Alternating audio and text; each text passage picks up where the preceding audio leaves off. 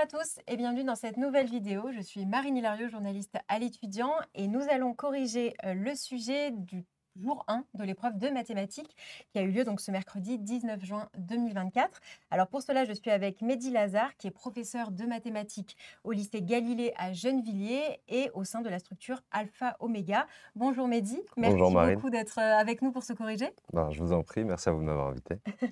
Alors, plusieurs surprises hein, cette année sur ce sujet de mathématiques, sur ce premier jour C'est ça. de l'épreuve de spécialité mathématiques. Pas de QCM. Pas de QCM, les élèves peut-être s'attendaient et les enseignants également, mais bon, on a vu qu'en Amérique du Nord, il y avait une session sans QCM. Donc on se posait quelques questions, mais un sujet qui reste quand même somme toute classique, Ah.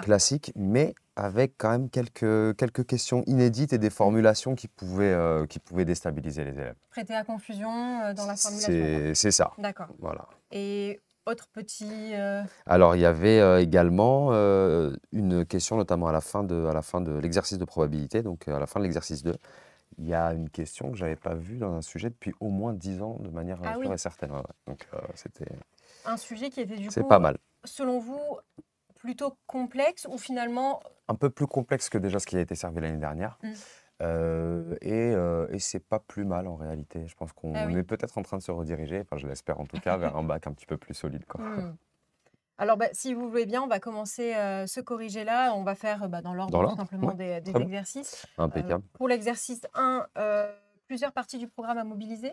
C'est voilà une petite question d'analyse pour l'affirmation 1, une question 2 sur les équations différentielles, mais qui n'était pas vraiment, on pouvait s'en sortir sans absolument rien connaître des équations différentielles.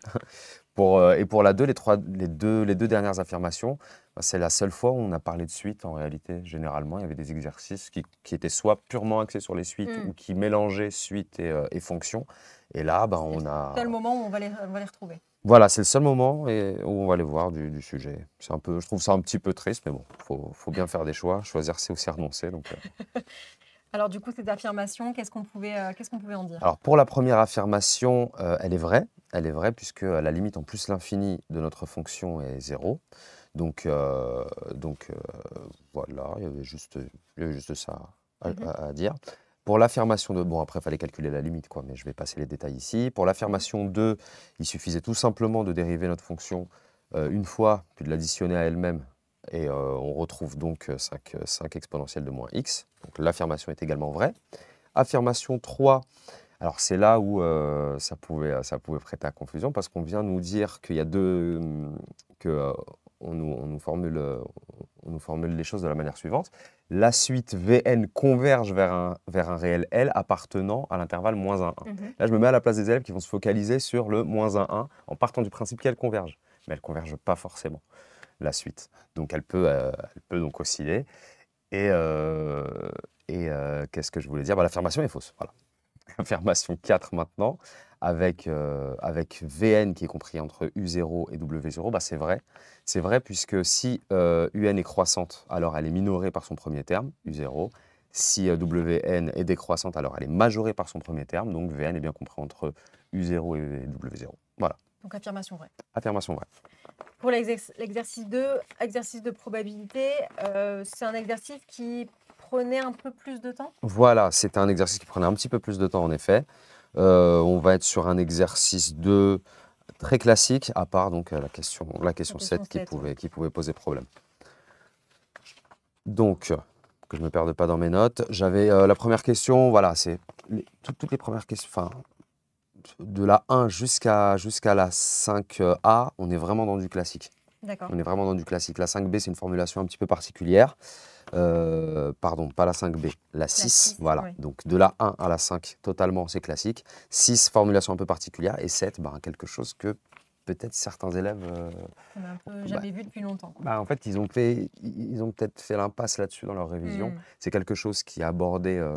c'est vrai qu'on ne s'attarde pas énormément là-dessus. D'accord. Mais on y reviendra de toute façon. Donc voilà. Ouais. Reproduire et compléter l'arbre aussi contre, je peux le faire ici. Allez-y, oui. Très bien, impeccable.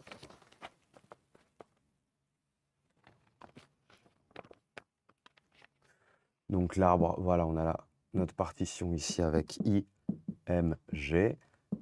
Satisfait, pas satisfait. pareil ici, pareil ici. Et pour nos probabilités, elles étaient tout simplement dans le texte, hein. Il fallait éviter de les mettre en pourcentage. Voilà, on les met en écriture décimale. Et après, il suffisait de bien les placer. Ensuite, c'était 0,9, 0,1. Et ici, on avait donc 0,8. Avec forcément ici, donc 0,2. Ne pas oublier que la somme des probabilités issues d'un même nœud est toujours égale à 1. Voilà. Deuxième question, on nous demande, en fait, ce qu'on demande de calculer, c'est P de I inter S. Donc, il suffit tout simplement de faire 0,6 fois 0,75. On obtient donc 0,45. La troisième question, il faut utiliser la formule des probabilités totales, en précisant que I, M et G constituent une partition de l'univers. Donc, il suffit de multiplier ça, ceci et ceci, cette valeur et de les additionner, d'additionner le tout. Formule des probabilités totales, hein, la probabilité de S, c'est la somme des probabilités des intersections de S avec chaque événement qui partitionne notre univers. Et on trouve bien donc 0,8. La 4, il s'agissait de traduire, hein, c'était P de I inter S, voilà, P de I sachant S, et c'est égal à la probabilité de S inter I sur P de S, comme elles ont été déterminées précédemment. On obtient donc environ 0,562 ou 563. On demandait d'arrondir à 10-3 près, mais à 10-4, c'était plié, on avait la valeur exacte, qui est de 0,525. Voilà. Donc on pouvait arrondir par excès ou par défaut, ce n'était pas un problème. Pour la cinquième, la A. Alors là, on précise qu'on est dans un schéma de Bernoulli, donc un certain nombre de répétitions, en fait 30 répétitions de la même expérience aléatoire à deux issues. On donne la probabilité de l'issue, c'est le fait qu'un client soit satisfait. Donc on a bien grand X, qui est notre compteur de succès, notre variable aléatoire qui va compter le nombre de succès, qui suit une loi binomiale de paramètres n égale 30 et p égale 0,8. La B, classique également, P de grand X, on demandait de déterminer P de grand X supérieur ou égal à 25. Voilà, donc il y a les calculatrices qui nous permettent, je ne vais pas donner la marque, qui nous permettent de calculer cette probabilité-là. Donc elle est d'environ 0,428. Sinon, on peut passer à l'événement contraire. Donc elle est aussi égale, cette probabilité-là, à 1 moins P de X inférieur ou égal à 25. Voilà. À 24, pardon, inférieur ou égal à 24. Voilà ce qu'on a. Question 6. Après la 6, on attaque sur la 6. Ouais. Alors la 6, voilà, la 6, il ne fallait pas s'en mêler les pinceaux. Alors la 6, c'était, on nous parle d'au moins un client qui n'est pas satisfait. Comprenons-nous bien. Au moins un client qui n'est pas satisfait. C'est le contraire de quoi? C'est le contraire qu'aucun client ne soit pas satisfait. Et aucun client n'est pas satisfait, ça veut dire que, pas que je me perde, que tous les clients sont satisfaits. Donc cette probabilité-là, en fait, l'inéquation qu'on nous demande, c'est finalement de résoudre. Je vais peut-être l'écrire juste en dessous, pour ça ne gêne pas. P1 moins P de grand X égale à N. N étant la taille de notre échantillon que l'on cherche à déterminer. Enfin, la taille de le nombre de personnes qui vont être interrogées. Et ça doit être supérieur ou égal à 0,95. Et là, on obtient... 99, pardon. Je confonds là les stats, j'étais encore avec les BTS. Donc, on est sur N qui est supérieur. Quand on résout ça, attention, on fait attention quand on divise par Ln, un Ln qui est négatif. Attention, parce que Ln de 0,8, à un moment donné, on divise par Ln de 0,8. Et certains élèves, quand ils ne voient pas le moins, pensent que c'est une valeur positive. Non, non, c'est négatif. On retrouve donc N supérieur ou égal à 21. Donc, notre taille minimum, elle est de 21. Voilà. Ensuite, on passe à la 7. La fameuse question voilà. On inédite, a deux petites questions ici. Avec, donc, en fait, tout le problème, c'est qu'on a une variable aléatoire qui est égale à une somme de variables aléatoires. Et ça, les élèves ne font pas énormément d'exercices là-dessus pendant leur révision. Qu'est-ce que ça veut dire? On nous demande de déterminer donc l'espérance de cette variable aléatoire et la variance de cette variable aléatoire. C'est très simple. En fait, il s'agissait juste de les additionner. En particulier pour la variance, en fait, il faudra préciser que nos deux variables aléatoires, T1 et T2, elles sont indépendantes. Voilà. Donc on obtient E de T qui est égal à E de T1 plus E de T2, donc 4 plus 3, donc 7. Et pour la variance, c'est 2 plus 1, donc 3. Voilà. Ensuite, pour la B, donc un client passe une commande de téléviseur sur Internet. Il faut justifier la probabilité qu'il reçoive son téléviseur entre 5 et 9 jours. Entre 5 et 9 jours. Alors, ce qu'on peut remarquer, c'est quoi? C'est que c'est centré C'est un intervalle qui est centré en 7. Ça vous dit quelque chose, 7? C'est ce qu'on a calculé, c'est l'espérance qu'on a calculée.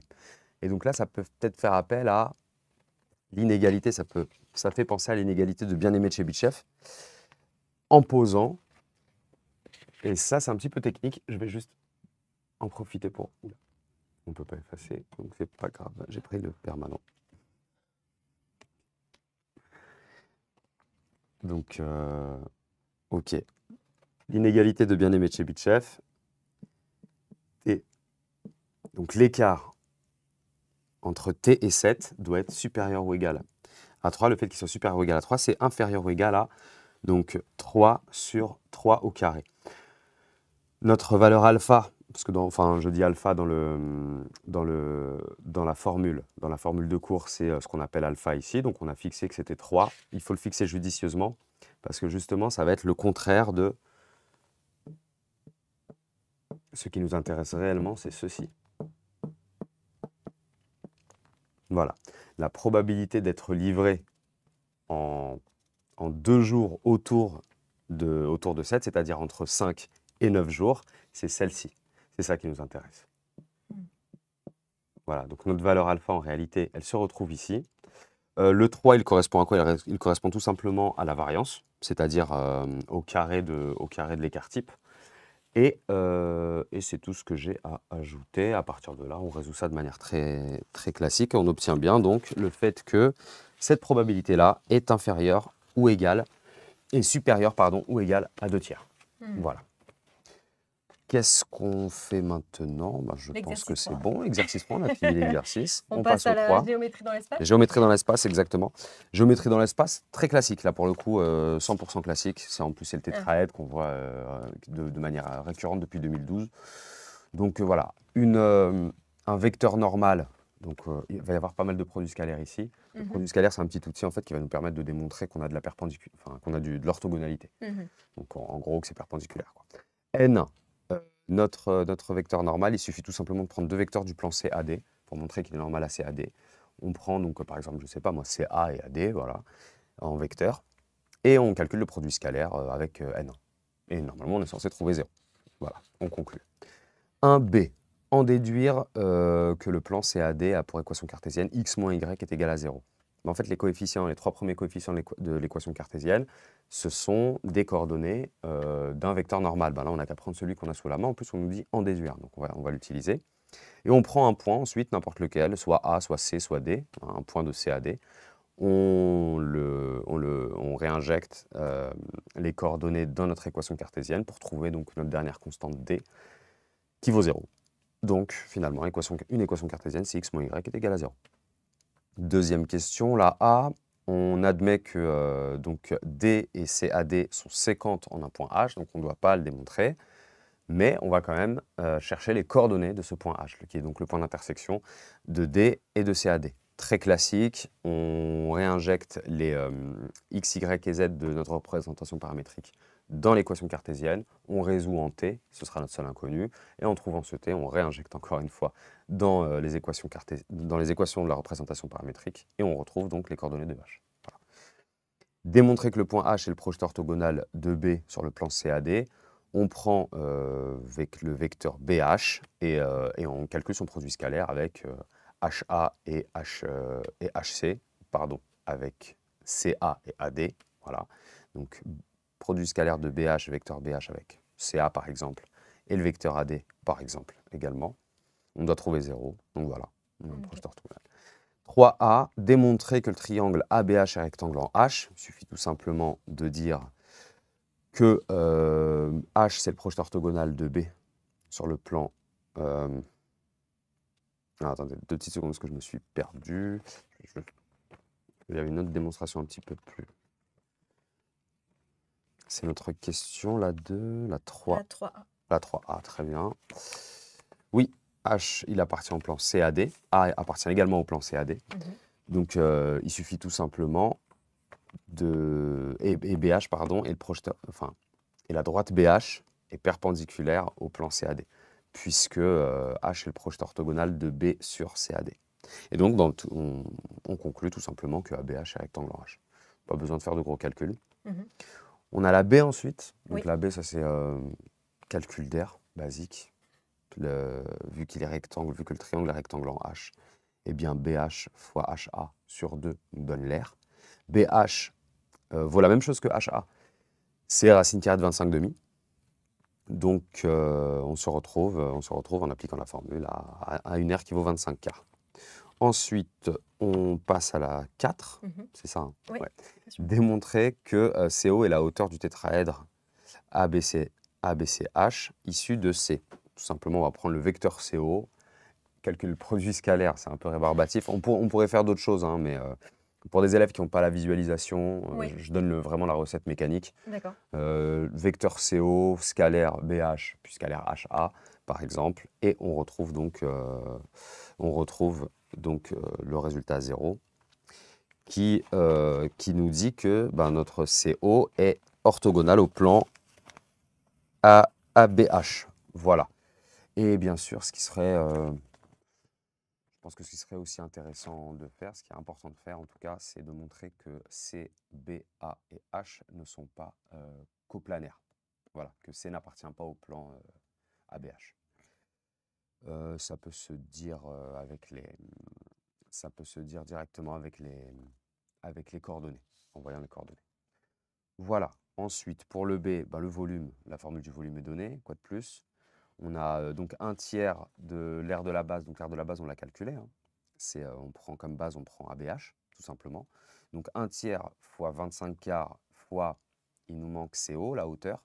Et CO, c'est tout simplement la racine de 10 au carré, donc c'est 10. On trouve finalement 125 sixième unité de volume. 125 sixième unité de volume, 125 sur 6. Ou 250 sur 12, s'il y en a qui n'ont pas simplifié. Cinquième question, on reprend en fait cette même valeur du volume, mais on va le calculer autrement. Cette fois-ci, puisque on peut considérer que la base, ça va être abaissée et que donc la hauteur, ça va être la distance qu'on cherche justement, de H par rapport au plan ABC. On va appeler cette distance D, si ça embête personne. Donc l'aire de ABC fois D sur 3, ça nous donne 125 sixièmes, ça nous donne le volume. Donc en fait, on résout tout simplement une inconnue, cette équation, et on trouve que notre distance, c'est racine de 5. Voilà. Fin de cet exercice. Oui. On va passer Dernier exercice, au 4, le quatrième, dernier. Ouais. une étude de fonction. Alors, sur 6 points, est-ce que c'était l'exercice qui demandait finalement le plus de temps, le plus de réflexion? Un petit peu, ouais, un exercice en 3 parties. En fait, une grosse mise en confiance au début, puis après, des élèves qui pouvaient être Ah déstabilisés oui, dès la partie B, ouais, avec ah une oui, question, même 1 pour certains élèves, mais en tout cas une 2A qui pouvait déranger. Voilà. Donc, mais là, en tout cas, la la première partie A, vraiment, elle ouais. pose pas de problème. Elle pose pas de problème. Il n'y a même pas de forme indéterminée là. On attaque tout de suite avec la 1A, limite en 0 et en plus l'infini. Il n'y a même pas de forme indéterminée. Donc on se retrouve avec moins l'infini plus l'infini, respectivement, qui sont les limites respectives en 0 et en plus l'infini. Ensuite, le calcul de dérivée est très simple. Le C, on trouve bien donc 2x plus 1 sur 2x. La question C, il n'y a même pas besoin de faire une grosse étude de signes. En fait, comme x est strictement positif, 2x plus 1 est strictement positif, 2x est strictement positif, le quotient des deux est strictement positif. Donc, notre dérivée est strictement positive sur 0 plus l'infini. Donc, notre fonction est strictement croissante sur 0 plus l'infini. Voilà. Convexité, on calcule la dérivée seconde, hein, c'est assez mécanique. On se retrouve avec f seconde de x qui est égal à moins 2 sur 2x le tout au carré, qui est donc négative, puisque le dénominateur est positif et moins 2 est négatif. Donc, notre fonction, elle est concave sur 0 plus infini. Ensuite, on est sur la 2a. Montrer que l'équation f de x est égale à 0 admet une unique solution sur l'intervalle 0 plus l'infini. Admet une unique solution sur 1, 2. Il suffit tout simplement de calculer f de 1, f de 2. Voilà, on se rend compte que f de 1, c'est moins 1, f de 2, c'est 1 demi de ln de 2, qui sont respectivement négatifs, bien sûr, et positifs. On utilise le corollaire du théorème des valeurs intermédiaires. On n'oublie pas de préciser que f est définie et continue sur 0 plus infini, qu'elle est strictement croissante. On balance la première information que j'ai donnée, et puis ensuite, on n'a plus qu'à conclure qu'il y a une unique solution. On passe à la B, il faut déterminer donc le signe de f. Comme f de alpha est égal à 0, et que c'est l'unique, et que f est strictement croissante, sur 0 plus infini, donc on peut en déduire tout de suite que f de x est négative sur 0 pour tout x appartenant à 0 alpha, et elle est positive pour tout x appartenant à alpha plus l'infini. Ensuite, on passe à la C. f de alpha est égal à 0. Il suffit tout simplement en fait, de poser f de alpha égal à 0. On peut partir que de là. Et puis, f de alpha, on le détaille. Et on se retrouve donc, en isolant ln de alpha, que ça donne ln de alpha est égal à 2 facteurs de 2 moins alpha. Voilà. On passe maintenant à la partie B. Question 1, assez calculatoire. Bon, on peut calculer d'une part, on calcule g' de x. Voilà, on obtient quelque chose. Et puis d'autre part, on peut calculer x facteur de f de 1 sur x. Et en fait, f de 1 sur x, si ça en déstabilise certains, c'est juste f de x. Et à la place de x, on met 1 sur x, quoi. Voilà. Donc ne pas oublier, attention, que ln de 1 sur x, c'est moins ln de x. Voilà, c'était le petit truc qu'il fallait, qu'il fallait savoir. Mais voilà, la petite partie pimentée, elle est sur la 2a. Ça pouvait vraiment déstabiliser beaucoup d'élèves, se dire ah, mais pourquoi d'un seul coup on se retrouve avec un 0, un intervalle 0, 1 sur alpha. Alors que c'était bien avant, on avait 0 sur alpha, on était content. Donc en fait, il fallait juste se poser sereinement et se dire que, donc, que tout simplement x, pour x qui est plus petit que 1 sur alpha, je me suis perdu dans mes notes. Non, pour x qui est plus petit que 1 sur alpha, on a... Attendez. Oui. Attendez 2 petites secondes. Faut pas se tromper de sens. Et j'ai un peu... la fonction inverse, ça m'inverse un petit peu le truc. C'est un piège pour les profs On aussi. a... Ouais, c'est ça, exactement. Non, faut avoir du sang-froid. Donc, oui, on se disait juste que, par rapport à ce qu'on a fait précédemment, que f de x est positive sur alpha plus l'infini. D'accord? Donc si on inverse x, là on ne va pas se considérer, on va plus se considérer sur alpha plus l'infini, mais sur 0 alpha, parce que x reste quand même strictement positif. Donc si x est compris entre alpha plus l'infini, on se retrouve avec 1 sur x qui est compris entre 0 et alpha. D'accord? Donc, or, f de quelque chose qui est compris entre 0 et alpha est négatif. Donc, f de 1 sur x est pour le coup, lui, positif pour tout x qui appartient à 0 alpha, puisque 1 sur x est compris entre alpha plus l'infini. Voilà. Faut poser le truc sur papier.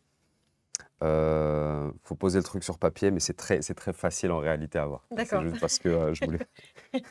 J'ai un souci de clarté et de retranscription.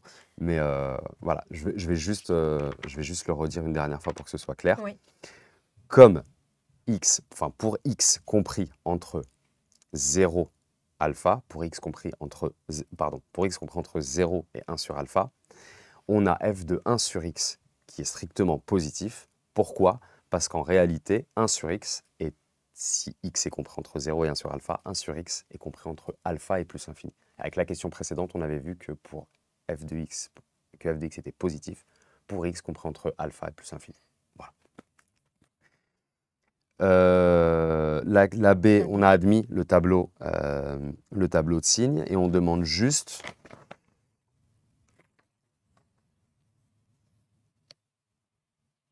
déduire le tableau de variation, voilà, de G. Alors, on a le signe de f de 1 sur x, mais on sait que g' de x, donc pour avoir les variations de G, il faut le signe de g'.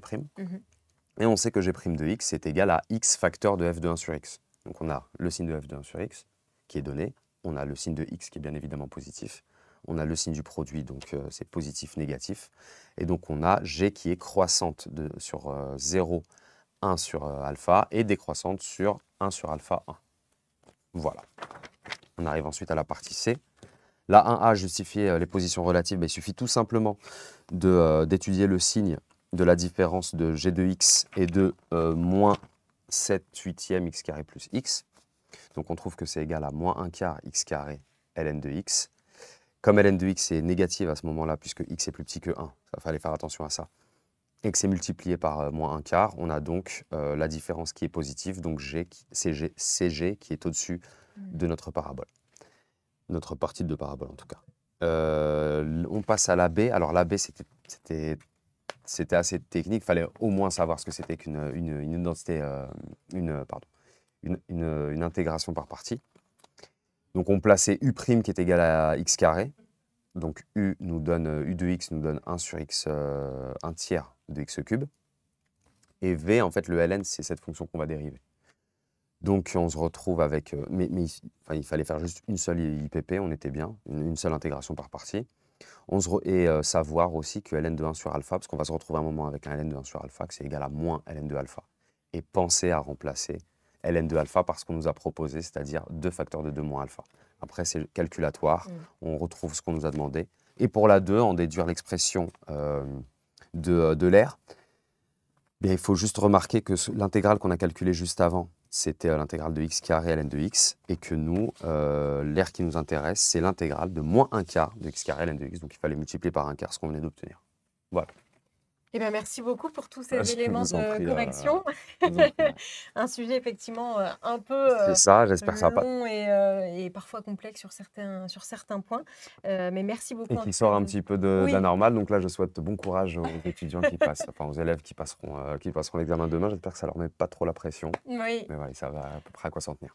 En tout cas, j'espère que ce corrigé il vous aura permis de voir un petit peu par rapport à votre performance du jour, voilà, où vous vous situez.